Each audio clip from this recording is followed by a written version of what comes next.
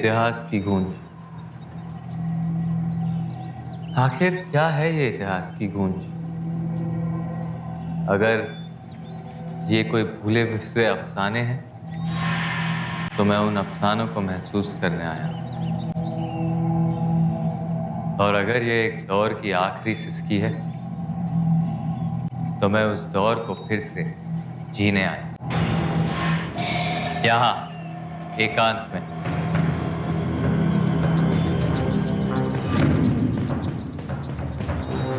आप यही सोच रहे हैं ना कि आज मैं किस एकांत में आ गया? एक सेकंड के लिए लगा होगा ये तो ग्रेट वॉल ऑफ चाइना है।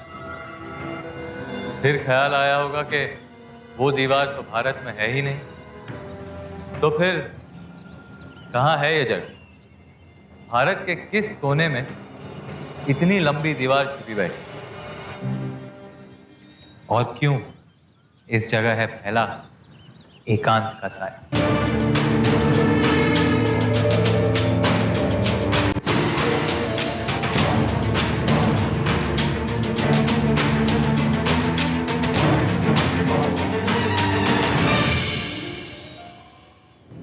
राजस्थान में उदयपुर से करीबन 80 किलोमीटर दूर है कुंभलगढ़। एक दौर के मेवाड़ राज्य का दूसरा सबसे बड़ा किला और उसके सुरक्षा का वो गढ़ जो शामिल रहा है बनाने में राजपूताना का इतिहास।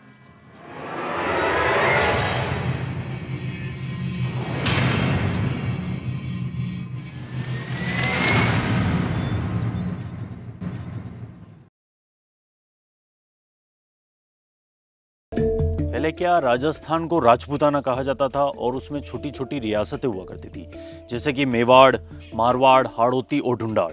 तो ये जो पूरा पार्ट आप देख रहे हैं ये आता है मेवाड़ का पार्ट। और मेवाड़ की जो कैपिटल हुआ करती थी वो थी अपने चित्तौड़गढ़ फोर्ट। और चित्तौड़गढ़ फोर्ट के अंदर 15वीं सेंचुरी में जो महाराणा थे उनका नाम था महाराणा कुंभा। जो महाराणा कुंभा जो थे उन्होंने अपने जीवन काल के अंदर मेवाड़ के बॉर्डर को सिक्योर करने के लिए 32 फोर्ट्स का निर्माण कराया था। उसमें से एक ये अजय दुर्ग कहा जाता है, कुंभलगढ़ फोर्ट। अजय दुर्ग इसलिए कहा जाता है क्योंकि ये कभी किसी दुश्मनों के कब्जे में नहीं आया। महाराणा कुंभा ने इस फोर्ट का निर्माण 1443 में स्टार्ट किया था और 1458 में कंप्लीट किया था। टोटल 15 ईयर्स इस पूरे फोर्ट को बनाने में लगे थे। ये वॉल है जो कि वर्ल्ड की सेकंड लार्जेस्ट वॉल कहा जाता है इसे। फर्स्ट जो आती है वो आती है चाइना वॉल, जो कि फोर्ट के इस हिस्से से स्टार्ट होती है और लगभग छोटे मोटे 13 माउंटेन्स है। बैक साइड में आप देखेंगे ये माउंटेन्स को कवर करते हुए फोर्ट के बैक साइड पे कनेक्ट होती है। इसकी टोटल जो लेंथ है वो है 36 किलोमीटर। ये लगभग जो इस फोर्ट को बनाए हुए हो गए 600 ईयर्स हो चुके हैं इस फोर्ट को, फिर भी आप देखिए कि ये धरोहर आज भी खड़ी है। क्योंकि इसके आर्किटेक्ट जो हुआ करते थे उनका नाम था मंडन। मंडन की देखरेख में ही पूरा किला बनाया गया था। और इसमें आप देखेंगे चारों तरफ अरावली माउंटेन्स है। जो आर्किटेक्ट जो थे उन्होंने इसी पहाड़ी को चुना था कि ये क्या फोर्ट जो है हमेशा दुश्मनों से छिपा रहे और ये बॉर्डर सिक्योरिटी फोर्ट है, is not a proper living fort. इस फोर्ट की डिजाइन ही मंडन आर्किटेक्चर ने इस तरीके से की कि आप किसी भी गेट पे खड़े होकर दूसरा गेट आपको नहीं दिखाई देगा। पूरे फोर्ट के अंदर टोटल जो गेट हैं वो 9 गेट्स हैं। फर्स्ट जो आता है वो आता है आरेट पोल, जो कि यहाँ से लगभग 3 किलोमीटर दूर पहाड़ों के बीच में बना हुआ है। सेकंड नंबर जो आता है वो आता है अपने हल्ला पोल, जो कि 1.5 किलोमीटर के आसपास आप उससे क्रॉस करके आए। थर्ड नंबर जो आता है वो आता है हनुमान पोल। और फोर्थ नंबर आता है वो राम पोल, जो कि अपन नीचे से अपने स्टार्ट किया था। और फिफ्थ नंबर आता है ये भैरव पोल। ये भैरव पोल जो है ये फोर्ट का मुख्य दरवाजा कहा जाता है इस फोर्ट के अंदर आने का। जब स्टार्टिंग में जब मंडन जी और महाराणा कुंभा जब यहाँ पर आए थे और इस पहाड़ी को चूज किया गया था यहाँ पर किला बनाने के लिए, बट स्टार्टिंग में प्रॉब्लम आई थी। जैसे जैसे इस किले की दीवारें बना रहे थे दिन में और रात में दीवारें गिर जाया करती थी। ऐसे 5 से 7 बार हुआ। तो महाराणा कुंभा उस समय चिंतित हुए कि यहाँ पे ये बार बार दीवारें क्यों गिर रही है। जब यहाँ के लोगों से पूछा गया, उनसे पता किया गया, तो उनको पता चला कि इन पहाड़ों के अंदर जो है एक मेढ़ बाबा रहते हैं जिनका नाम था भैरव मुनि। और भैरव मुनि जो थे वो इन पहाड़ों में रहते थे और तपस्या वगैरह किया करते थे और इन पहाड़ों के बारे में सबसे ज़्यादा जानते थे। तो महाराणा कुंभा और मंडन जी उन भैरव मुनि जी के पास गए और उनसे पूछा कि मैं इस पहाड़ी पर किले का निर्माण करना चाहता हूँ, तो ये बार बार यहाँ पे क्यों गिर रहा है। तो भैरव मुनि जी ने बताया था कि इस पहाड़ी पर जो है एक देवी शक्ति का रूप है, जिसके कारण से यहाँ पर किले का निर्माण होना मुश्किल है। तो महाराणा कुंभा ने उनसे आग्रह किया कि इसका कोई तो निवारण होगा, इसका कोई तो सॉल्यूशन होगा जिससे कि यहाँ पे किले का निर्माण किया जा सके। तो भैरव मुनि जी ने उस समय बताया था कि इसका सिर्फ एक ही उपाय है, वो है स्वैच्छिक नर बलि।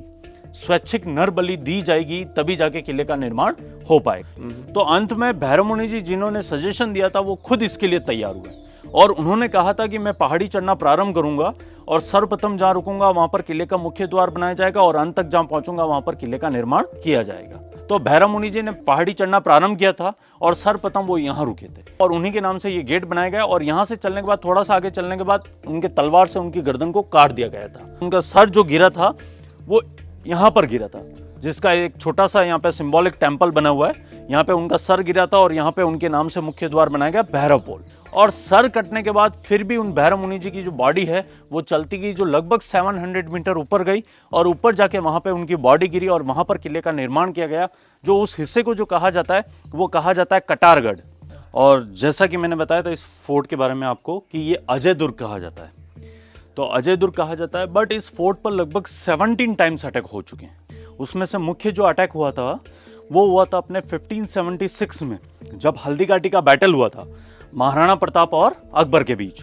बट उस युद्ध में अकबर स्वयं नहीं आया था, जयपुर के राजा मान सिंह युद्ध करने के लिए आए थे। ये सीढ़ियाँ सर, ये एक्चुअली इसको कहा जाता है परकोटा।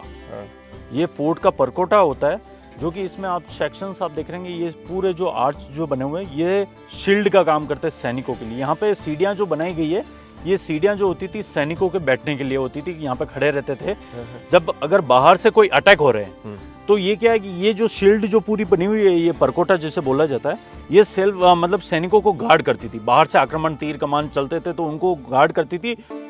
पूरा सेक्शन आप देख रहे हैं, ये कुंभा महल जो कि उनका लिविंग सेक्शन हुआ करता था। सेक्शन छोटा सा ही पार्ट हुआ करता था क्योंकि यहाँ पे कभी कभार ही आते थे, क्योंकि महाराणा कुंभा जो थे एक अजय योद्धा थे, न ही उन्हें कोई मार सकता था और न ही उन्हें कोई हरा सकता था। तो उसी दरमियान क्या है कि उन्होंने मेवाड़ की जो राजनीति में है उसकी शांति व्यवस्था अपना मतलब पूर्ण रूप से स्थापित करके और लास्ट टाइम उनका यहीं पे ही उनका जीवन व्यतीत करने लगे वो। और यहाँ पे उनको नवरत्न के रूप में जाना जाता है महाराणा कुंभा को, जिनको शास्त्रीय संगीत, वीणा वादक, गुड आर्किटेक्चर्स, कविताएं लिखना, ऐसा काफ़ी चीज़ों का शौक था। तो वो सारी चीज़ें वो यहाँ पर किया करते थे। इसी वजह से यहाँ पे बहुत सारे टेम्पल्स भी बने हुए हैं। तो इसी बीच क्या उनके सबसे बड़े पुत्र थे जिनका नाम था उदयकरण। तो उदयकरण को क्या राजगद्दी का लालच आ चुका था। तो इसी राजगद्दी के लालच में आकर यहाँ से 2 किलोमीटर दूर एक नीचे की तरफ एक मामा देव जी का मंदिर है। तो पीछे से जाके उदयकरण ने उनके तलवार से उनकी हत्या कर दी गई। अच्छा, ये मेवाड़ की हिस्ट्री में सबसे बड़ा कलंक कहा जाता है कि एक पुत्र के द्वारा अपने पिता की हत्या करना। बट वो खुद महाराणा नहीं बन पाए थे उस समय, कि वो कुछ ही टाइम के लिए रहे, जिसमें उनके ऊपर बाद में बिजली गिरने से उनकी मृत्यु हो चुकी थी। रायमल का शासन व्यवस्था भी अच्छा चला था और उनके पुत्र हुए था राणा सांगा, जो कि बहुत ही पराक्रमी और प्रतापी महाराणा थे। 80 गांव का योद्धा कहा जाता था, जिनके युद्ध के दरमियान उनका एक हाथ चला गया था, पैर चला गया था, आंख चली गई थी, फिर भी वो निरंतर युद्ध के लिए तत्पर रहे। 9 मई 1540, 9 मई 1540 ईस्वी में महाराणा प्रताप का जन्म यहाँ पे उस समय हुआ था। राजस्थान में सबसे ज्यादा हाइट पे जो फोर्ट है वो ये कुंभलगढ़ फोर्ट है। चित्तौड़गढ़ बड़ा फोर्ट है, बट लिविंग सेक्शन के अकॉर्डिंग देखा जाए तो ये सबसे छोटा फोर्ट है बहुत। ये जो पूरा सेक्शन आप देख रहे हैं ये है बादल महल, जो कि 19वीं सेंचुरी में महाराणा फतेह सिंह जी ने इसका पूरी तरीके से नया बनाया गया इसको। बट पहले जो यहाँ पे था वो था कटारगढ़, जो मैंने बताया था आपको। कटारगढ़ जो था वो छोटा सा एक दरी खाने के रूप में काम आता था। यहाँ पे बैठक वगैरह हुआ करती थी महाराणा कुंभा के कालीन में। उसके बाद फिर 19वीं सेंचुरी में महाराणा फतेह सिंह जी ने इसका पूरा रिनोवेशन करके उसको नए सिरे से बनाकर इसका नाम कटारगढ़ की जगह बादल महल रखा गया। और बादल महल इसलिए रखा गया क्योंकि ये पूरे रेनिंग सीजन के अंदर पूरा का पूरा बादलों की ओर में ढका रहता है। ये जो पूरा सेक्शन आप देखते हैं ये है लेडीज सेक्शन, जनाना पार्ट, जो कि 19वीं सेंचुरी में पूरा नया बनाया गया है। बट उससे पुराना ये मंदिर हुआ करता था यहाँ पे। ये वही भैरव मुनि जी का स्थान है जिन्होंने इस फोर्ट के लिए अपना सैक्रिफाइस किया था, जिनका सर जो थे वो नीचे थी और बॉडी यहाँ पे आके उनकी गिरी थी। उनके सिंबॉलिक रूप में ही ये मंदिर बनाया गया है।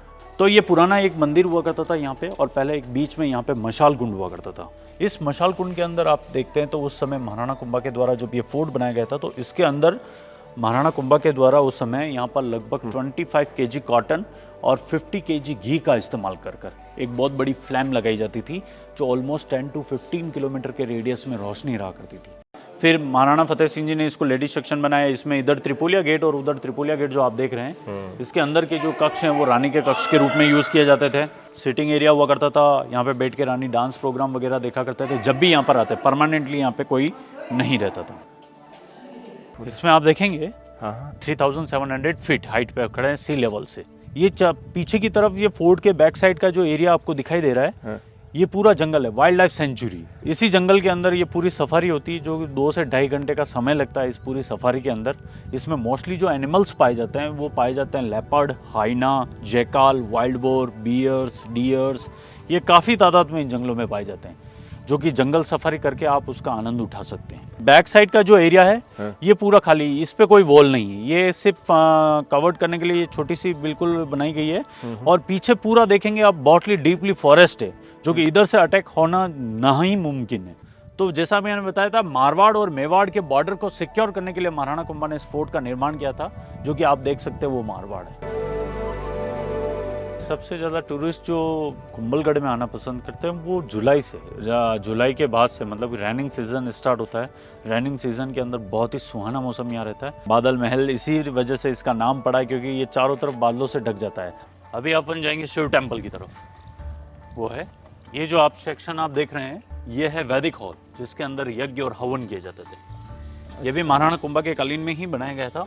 अब अपन चलेंगे शिव टेम्पल जो कि महाराणा कुंभा यहाँ पर पूजा किया करते थे। कैसे वो मैं आपको आगे बताऊंगा। लगभग इसकी जो हाइट है वो लगभग 4.7 फीट की हाइट है इसकी। और महाराणा कुंभा जो थे वो इसकी पूजा निरंतर किया करते थे। और महाराणा कुंभा जो थे वो यहाँ पर इस जगह पर वो बैठकर और जमीन पर बैठकर उस पर जल अभिषेक और दूध अभिषेक किया करते थे क्योंकि महाराणा कुंभा की जो हाइट हुआ करती थी वो थी लगभग 8.3 फीट।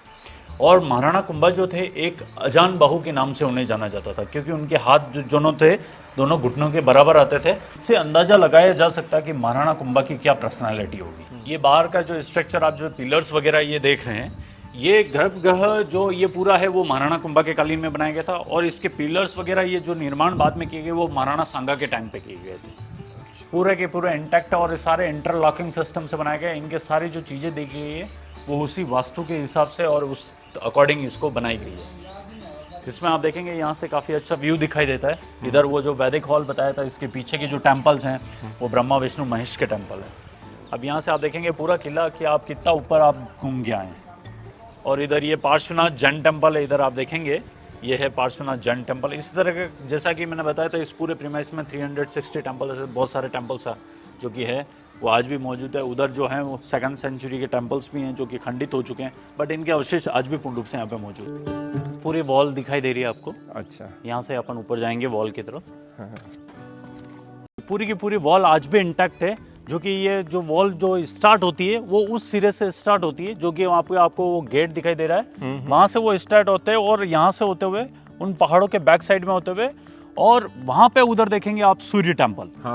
उस सूर्य टेम्पल से बैक साइड में होते हुए फोर्ट के पीछे के हिस्से पे कनेक्ट होती है। और जैसा कि आपने जब ऊपर से मैंने आपको बताया था कि हर वॉल में कम से कम 40-50 मीटर पे आपको ये कर्व दिखने को मिल रहा है। ये कर्व जो बनाए गए थे जिसके बारे में मैंने आपको बताया था कि यहाँ पे मॉनिटर लिजार्ड से इजीली एक साथ नहीं चढ़ा जा सकता और फ्लैट दीवार पर अगर कोई दुश्मन आ रहा है तो आपको देखने को मिलता है कि वॉल जो है वो पूरी एक्सेसिबल विजिबल हो जाती है, जो कि यहाँ से पूरी वॉल ऐसे दिखती है। नीचे से अगर कोई चढ़ता है तो वो इजीली उस पर अटैक करके उसको मार के नीचे गिराया जा सकता है। इसी सर्कल हर वॉल में इस तरीके से कर्व बनाए गए हैं। कहीं कहीं पे दूरी ज्यादा है, कहीं पे कम है। 700-700 डॉम्स इसके बने हुए हैं।